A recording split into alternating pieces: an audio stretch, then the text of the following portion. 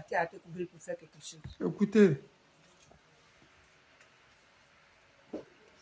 Donc, c'est à Atoban, je vote. J'habite à Atoban.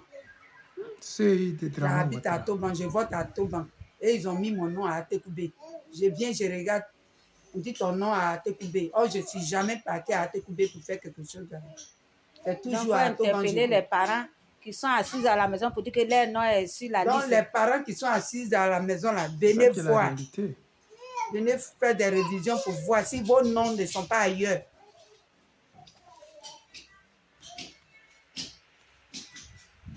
Venez faire des révisions si vos noms ne sont pas ailleurs. Venez dans vos lieux de vote habituels. C'est ce qu'ils font. Venez voir les parents. Chaque personne qui vote là, venez faire des révisions. Peut-être qu'ils ont pris ton nom pour aller à Paul-Boué ou bien quelque part, tu ne sais pas. C'est tout ce que je peux vous dire. Madame, s'il te plaît, et ça fait combien d'années tu votes à Atoban?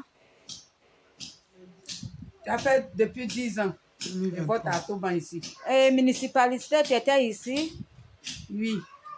Est-ce que tu as voté municipalité 2013 là? Oui, j'ai voté. À Marmaille. Mais pourquoi aujourd'hui tu viens? Non, est-ce que tu as voté? Tu n'as pas voté. Quand tu es venu, tu n'as pas retrouvé ton nom.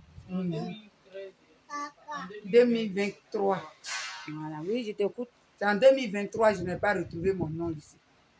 Sinon, je vote depuis, ça fait 10 ans que je vote ici. Et 2023, 2023, vous votez quoi? Mairie, municipale? Mairie. Et quand tu es arrivé, qu'est-ce qu'ils t'ont dit? Ils m'ont dit que mon nom n'est pas là. C'est la magie. Et je viens vérifier. Tu es venu vérifier aujourd'hui? Oui. Ils m'ont dit que ils vont bien vérifier. Ils ont dit mon nom se trouve à Tekoubé. Est-ce que vous habitez à Tekoubé? Non, j'habite à Atoban.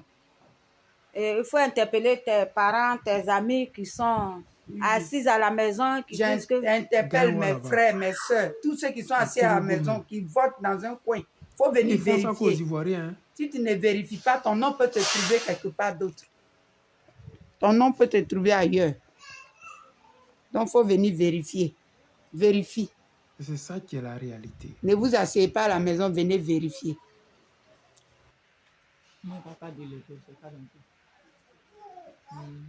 Bonsoir mes chers compatriotes. Je vous exhorte à venir voir dans les bureaux de vote parce que il y a un truc qui se fait. Tu es assis à la maison pensant que ton nom est sur la liste électorale. Et quand le jour de vote, tu te rends compte que ton nom n'y est pas sur la liste. Vous avez entendu. C'est comme ça Ouattara veut gagner les élections avec son ancien chef rebelle, Cubière. Parce que Cubière, ce n'est pas un juriste simple, c'était un juriste des rebelles. Il était à Bouaké et il a soutenu la rébellion. Ils ont vécu dans le sang des Ivoiriens, ils ont vécu, ils ont gagné leur argent, leur fortune. Ça s'est fait à Bouaké. Draman Ouattara, son petit-fils Soro Guillaume et les Cubières. Donc c'est la même chose, ils sont en train de mettre encore sur pied actuellement à Abidjan.